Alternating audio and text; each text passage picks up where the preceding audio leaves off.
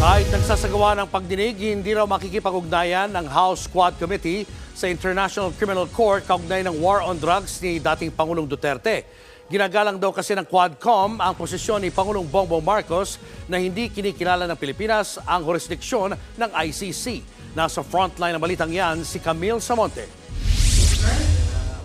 Nanindigan ng House Quad Committee na wala itong planong ibigay ang kanilang report kaugnay ng mga pagdinig tungkol sa extrajudicial killing sa International Criminal Court o ICC. Kasunod ito ng panawagan ni ICC Assistant to Counsel Attorney Cristina Conti na dapat ibigay sa ICC ang testimonya ni dating police officer at PCSO General Manager Royina Garma tungkol sa war on drugs sa ICC. Paliwanag ni Quadcom Co-Chair Ace Barbers, hindi naman miyembro ng ICC ang Pilipinas.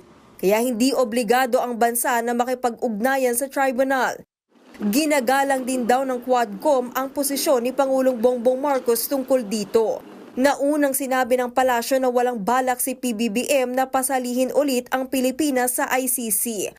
Dagdag pa ni Barbers, pwede namang pakinggan ng ICC ang mga naging pagdinig ng Quadcom dahil naka-livestream ang mga ito.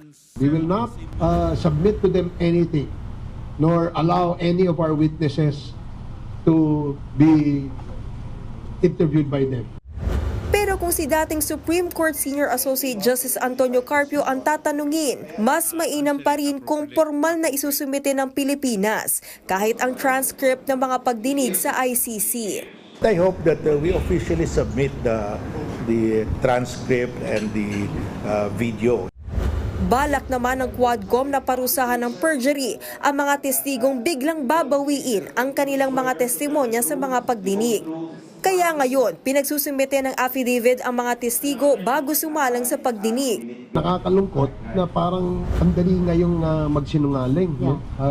Nakakalungkot because it has already become kultura pagdating sa mga naiimbestigahan ng gobyerno. Tinitignan din daw ng komite kung pwedeng maparusahan ang abogado na tumulong sa kanila sa pagbuo ng affidavit.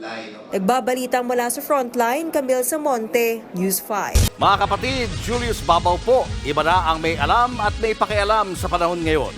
Para sa Frontline ng mga balita, mag-follow at mag-subscribe sa social media pages ng News 5.